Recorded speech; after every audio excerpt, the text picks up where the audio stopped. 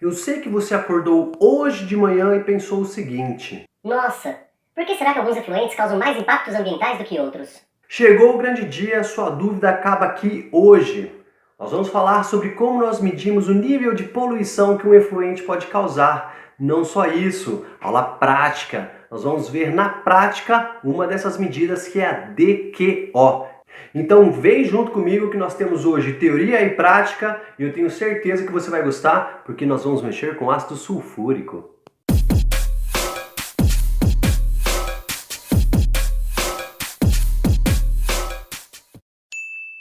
E aí galerinha, tudo bem? Professor Fábio com vocês aqui hoje para nós falarmos e vermos na prática sobre ensaio de DQO, demanda química de oxigênio, ou em inglês COD, Chemical Oxygen Demand. Vamos contextualizar um pouco a situação aí. À medida que os estudos ambientais foram se aprofundando, principalmente no tratamento dos efluentes, eles viram que precisavam mensurar níveis de poluição. Se uma água era mais contaminada do que outra, se um efluente causava mais impacto ambiental do que outros, e por onde começar? Bom, os estudiosos chegaram à conclusão que um dos principais impactos ambientais causados pelo lançamento de efluentes é a redução dos níveis de oxigênio da água. Sem oxigênio na água, você não tem os seres vivos sobrevivendo ali. Mas como que esse oxigênio desaparece da água? Isso vem através da matéria orgânica que vem junto com os efluentes industriais e sanitários. Quando eu digo matéria orgânica, estou falando disso mesmo que você está pensando. Graxas, Óleos, gorduras, corantes, micro-organismos, açúcares, carboidratos, proteínas. e uma série de substâncias orgânicas que têm como origem o cocô. Mas não é só as fezes que contêm esses materiais. Eles também estão presentes, e às vezes em maior quantidade, nos efluentes industriais, por exemplo. Mas, sem dúvida nenhuma, os efluentes domésticos contribuem com uma grande carga orgânica para os rios. Então esse material orgânico, quando ele cai na água, ele é alimento para bactérias. As bactérias vão comer essa matéria orgânica, mas elas vão precisar do oxigênio dissolvido na água. Como consequência, o nível do oxigênio começa a diminuir e chega a um ponto onde não tem mais condições de manter vida aeróbia naquele local. Então os estudiosos pensaram o seguinte: joia! Então nós vamos medir matéria orgânica na água. Como?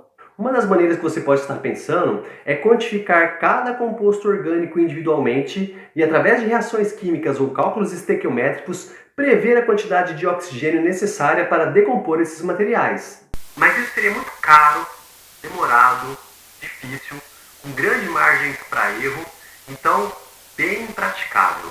O jeito criado foi então medir a matéria orgânica de uma forma indireta, ou seja, na verdade, em vez de medir a quantidade de matéria orgânica, eu meço a quantidade de oxigênio que foi utilizado para decompor esse material. Mas professor, a aula de hoje é sobre DQO, a demanda química de oxigênio, e não DBO, a demanda biológica. Sim, você não espera eu terminar de falar? Quando nós começamos a medir quantidades de matéria orgânica por vias indiretas, um dos métodos mais aplicados foi o da DBO, demanda bioquímica de oxigênio. Na DBO, eu meço o oxigênio dissolvido numa amostra de efluente, incubo ela durante 5 dias a 20 graus Celsius, as bactérias vão consumir o oxigênio ali presente e depois de 5 dias eu meço o oxigênio de novo.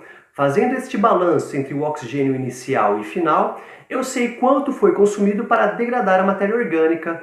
Porém, a DBO começou a se tornar ineficaz para alguns tipos de efluentes, como por exemplo, efluentes contendo antibióticos que inibem o crescimento bacteriano, efluentes contendo sanitizantes que matam as bactérias que estão ali presentes, efluentes contendo compostos não biodegradáveis, como por exemplo plásticos, alguns tipos de corantes, anéis aromáticos e complexos. Então a DBO começou a se tornar impraticável em alguns casos. Então nós criamos a DQO, a demanda química de oxigênio, que vai degradar a matéria orgânica, consumir o oxigênio, independente da presença ou não de micro-organismos e independente desses materiais orgânicos serem ou não biodegradáveis. Aqui está uma coisa importante.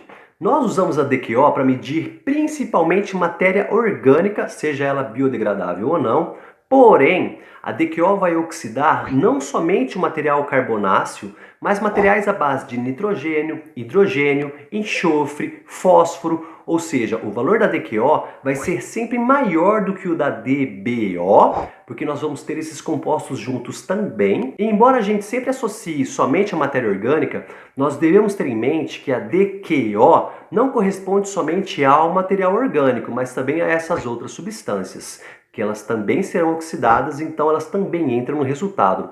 Então o nosso resultado vai ser sempre superestimado.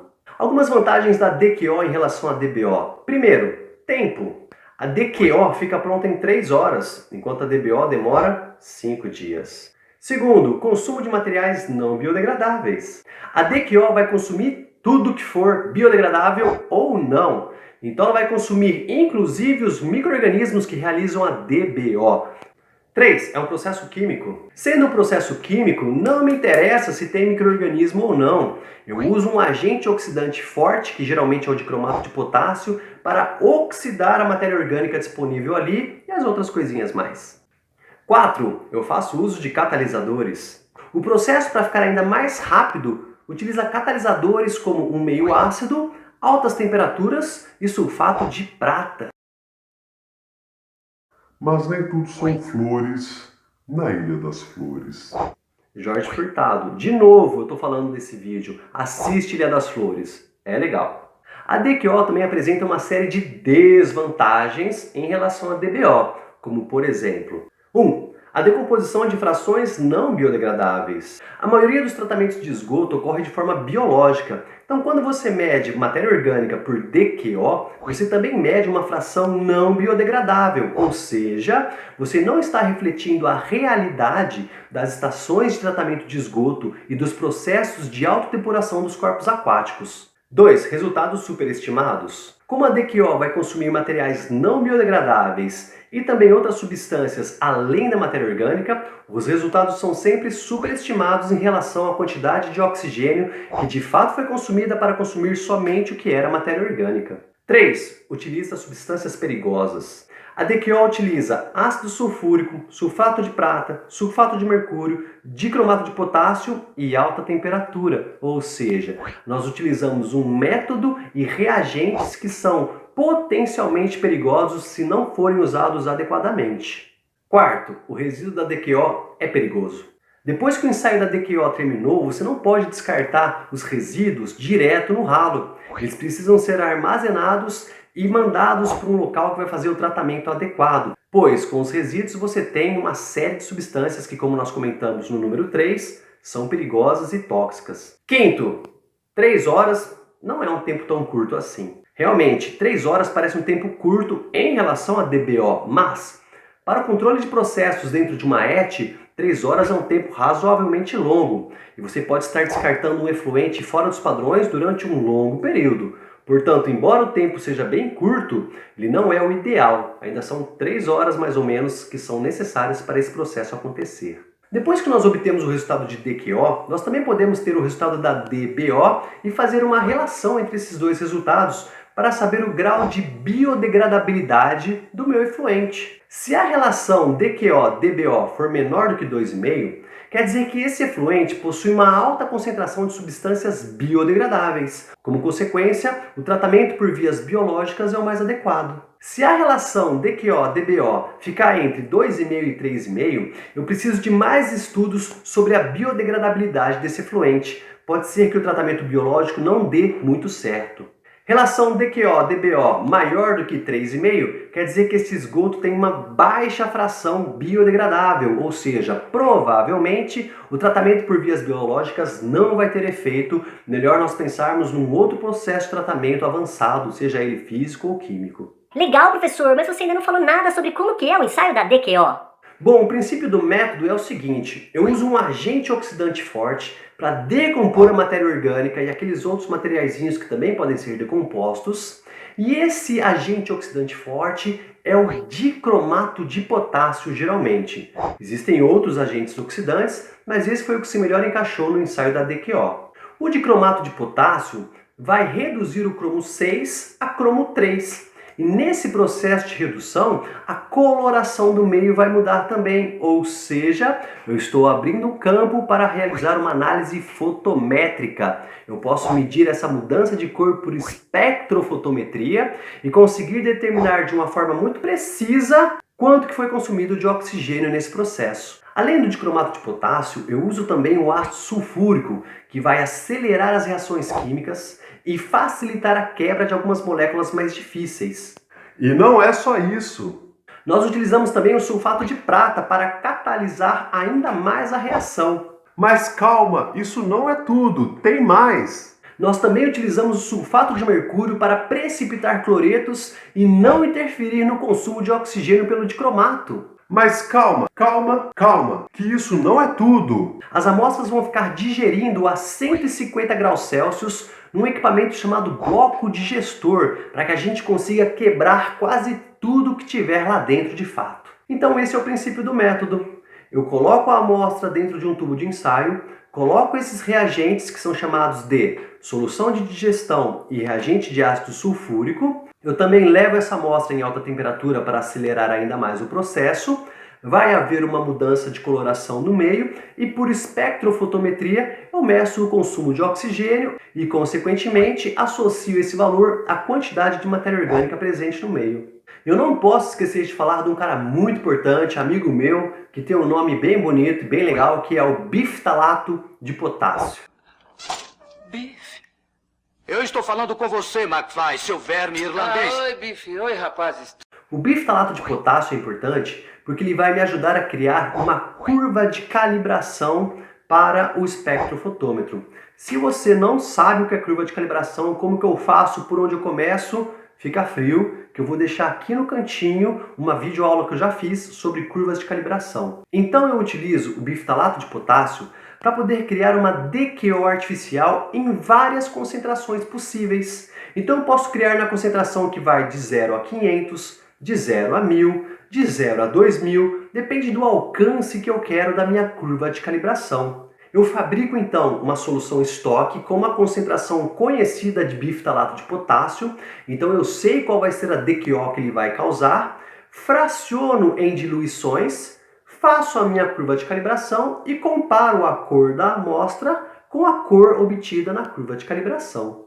Uma coisa importante aqui é a chamada relação teórica entre o biftalato de potássio e a DQO. 1 mg de biftalato de potássio produz uma DQO equivalente a 1,171 mg de oxigênio por litro, ou seja, através de uma regrinha de 3, eu estimo a massa de biftalato necessária para gerar uma DQO equivalente, lembrando que 1 mg de biftalato de potássio produz uma DQO artificial de 1,171 mg de oxigênio por litro. Então, por exemplo, se eu quiser criar uma curva de calibração que vai de 0 a 500 mg por litro de oxigênio, eu preciso pesar uma massa de biftalato de potássio de aproximadamente 426,9 mg. Esses 426,9 mg de biftalato de potássio irão produzir uma DQO artificial de 500 mg por litro. E assim, então, eu faço diluições nas frações que me interessam. Pode ser 100, 200, 300, 400, pode ser de 50 em 50, pode ser de 200 em 200, depende da precisão que eu quero para a minha curva de calibração. E insisto, se você ainda não viu a aula sobre curva de calibração, veja, pois está tudo explicadinho aqui, os cálculos da diluição, como que a gente usa o espectrofotômetro, como que a gente cria essa curva de calibração, a regressão linear, vixe, tem bastante coisa ali, dá uma olhada. Outra coisa importante de falar também é que os volumes que eu vou colocar dentro dos tubos de ensaio têm que ser respeitados, pois cada tubo de ensaio tem um volume diferente e vai comportar uma quantidade diferente de amostra e de soluções de digestão. Portanto, eu tenho que respeitar algumas proporções. Para o nosso caso, nossos tubos de ensaio têm um tamanho padrão e comportam cerca de 10 ml em volume. Então nós vamos colocar 2,5 ml de amostra, 1,5 ml de solução de digestão, 3,5 ml de solução de ácido sulfúrico. Dependendo do tubo de ensaio que você tem aí no seu laboratório, esses valores de volumes podem mudar, mas as proporções deverão ser respeitadas. Então, depois que minhas amostras digeriram durante 2 horas a 150 graus Celsius, elas terão uma coloração que vai do laranja até o verde. Nesse caso, então, eu vou levá-las para o espectrofotômetro e medir a absorbância em comprimento de onda de 600 nanômetros. Depois que eu obter a curva de calibração, eu vou ter a minha função de primeiro grau e, finalmente, eu vou poder medir a absorbância das amostras e converter isso em DQO, miligramas de oxigênio por litro. Cabe lembrar que tudo isso vai ser feito dentro de uma capela para que ninguém corra riscos durante o manuseio desses produtos. Só para a gente ter uma ideia, o esgoto doméstico tem uma DQO de mais ou menos 500 a 600 mg por litro de oxigênio, enquanto a DBO é em torno de 250 a 300 mg por litro de oxigênio. O efluente de uma indústria cervejeira, por exemplo, pode ser de cerca de 3.000 mg por litro de oxigênio. O efluente de uma indústria de laticínios pode chegar a 4.000 mg por litro de oxigênio. Claro que mais legal do que saber a teoria da DQO é ver na prática. Então convido você para assistir o resto do vídeo, onde nós vamos fazer isso em laboratório. Se ficou alguma dúvida sobre a parte teórica, deixa aí nos comentários que eu tento te responder o mais breve possível e eu convido você a assistir o resto da aula a partir de agora.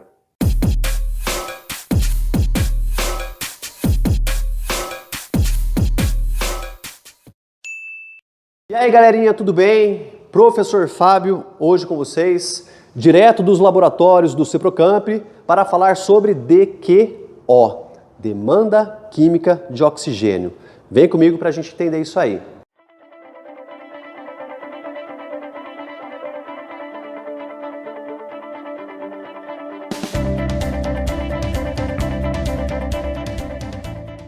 Então, o princípio da DQO consiste na digestão dos materiais oxidáveis, na presença de um oxidante forte, que nesse caso é o dicromato de potássio, em meio ácido, que nesse caso é o ácido sulfúrico, e em alta temperatura. Para isso nós usamos o bloco digestor. Nós também vamos utilizar o sulfato de mercúrio, que ele é misturado junto com o dicromato de potássio. A função do sulfato de mercúrio é capturar cloretos, precipitá-los para não interferir no consumo do dicromato de potássio. E nós também vamos usar sulfato de prata como um catalisador para acelerar ainda mais a reação. Nós vamos colocar essas substâncias dentro de tubos de ensaio com tampa rosqueável que são próprios para a DQO. Nós vamos também criar um padrão de cores utilizando o biftalato de potássio. O biftalato de potássio nessa nossa análise serve para a construção da curva de calibração.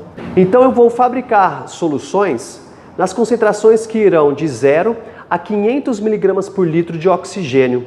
Isso quer dizer que nós teremos uma DQO equivalente a valores que vão entre 0 e 500 mg. E quem vai criar essa DQO artificial para nós é o biftalato de potássio. O cromo presente aqui no dicromato de potássio, ele está na forma de cromo 6. À medida que as reações forem acontecendo, ele vai ser reduzido a cromo 3. Ou seja, dessa cor alaranjada, ele vai para um tom mais azul, um pouquinho puxando para o verde. Ou seja, nós vamos ter uma nuance de cores correspondentes à concentração da DQO. E aí, nesse caso, nós vamos medir as amostras usando a curva de calibração que nós vamos fabricar e também a absorbância dessas amostras para poder saber qual é a DQO delas.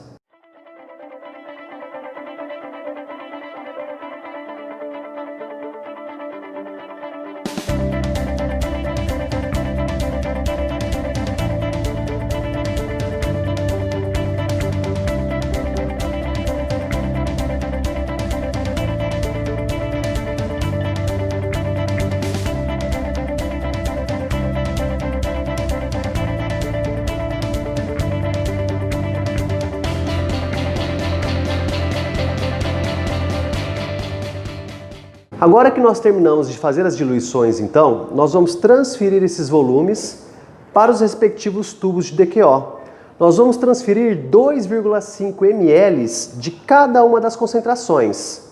0, que é somente água destilada, 100, 200, 300, 400 e 500 mg por litro de oxigênio, que é a solução estoque que nós fabricamos. Para que não haja contaminações, é importante utilizarmos uma pipeta exclusiva para cada concentração que nós formos utilizar. Não podemos usar a mesma pipeta para duas concentrações diferentes ou nós teremos um resultado falso. Como nós estamos em tempo de pandemia, não é tão fácil assim termos acesso a esgoto bruto. Então nós fabricamos o nosso esgoto aqui em laboratório. Então a nossa amostra 1 é água com detergente. A nossa amostra 2 é água com um pedacinho do lanche do Ceprocamp.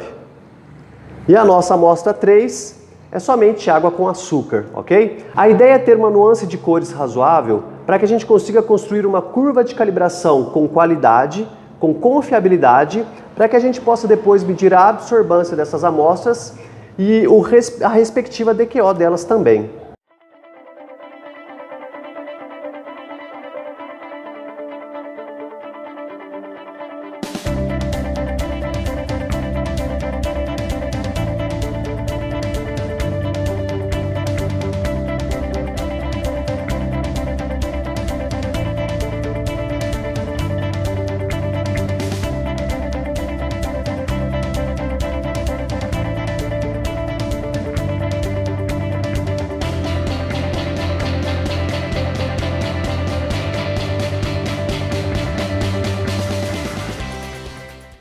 Agora que nós preenchemos os tubos de ensaio com 2,5 ml das diluições e também com 2,5 ml das amostras, nós vamos levar a estante com os tubos de ensaio para a capela para adicionarmos 1,5 ml da solução de digestão e 3,5 ml da solução concentrada de ácido sulfúrico.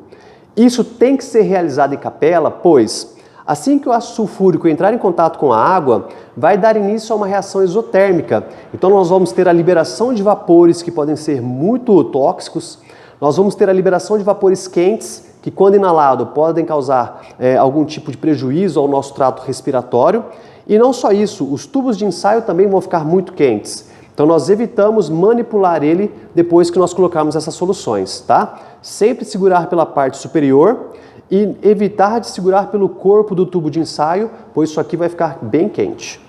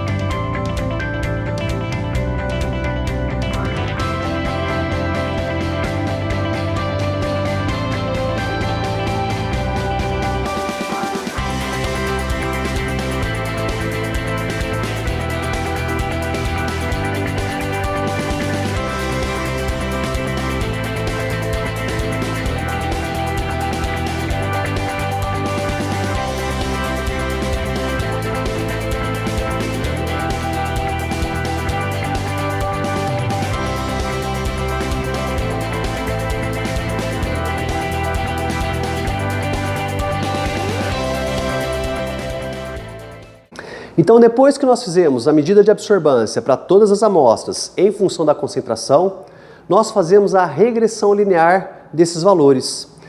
Eu utilizei uma calculadora científica e já fiz a regressão linear. Portanto, os meus valores obtidos foram coeficiente angular 2.248,26 e coeficiente linear 24,42.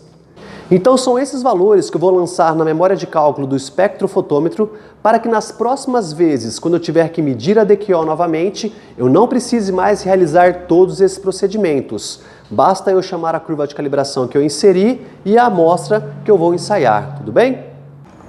Então nós escolhemos programas do usuário, opções, novo. Ele já dá um número de programa que eu posso editar se eu quiser.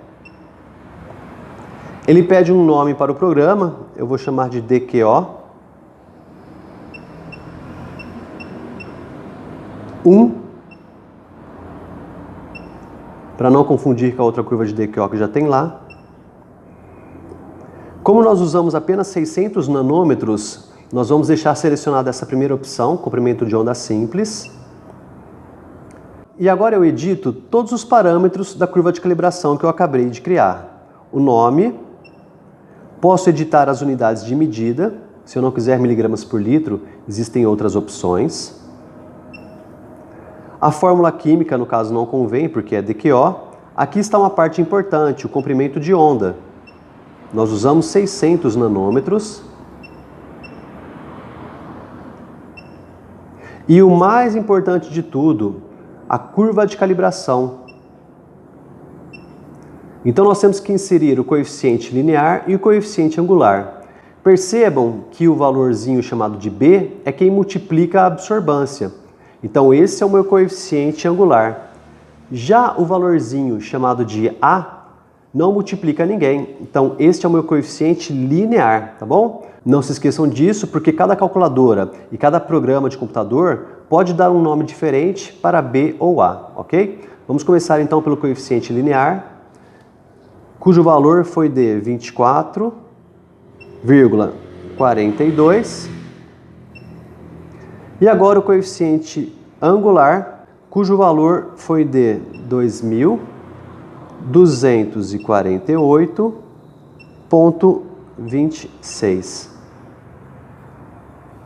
Ok. Ok de novo e pronto. Vou sair, salvar o meu programa. E a curva de calibração agora está devidamente inserida no meu espectrofotômetro. A DQO ela é uma análise muito sensível. Então sempre que você mudar um reagente, sempre que você mudar um equipamento, sempre que mudar muito a condição de análise, é muito interessante que você repita novamente o procedimento, faça uma nova curva de calibração para que os seus resultados possam ser os mais precisos possíveis. Então, galerinha, é isso aí. Espero que você tenha gostado da aula, entendido os conceitos teóricos e os conceitos práticos de DQO. Se ficou alguma dúvida, deixa um comentário aí. Eu não sou de ficar pedindo essas coisas, mas se puder deixar um joinha também, vai ajudar bastante a gente, incentiva bastante a gente a continuar produzindo conteúdos, beleza? Por hoje é só então, um abraço, um beijo e um queijo e até a nossa próxima aula.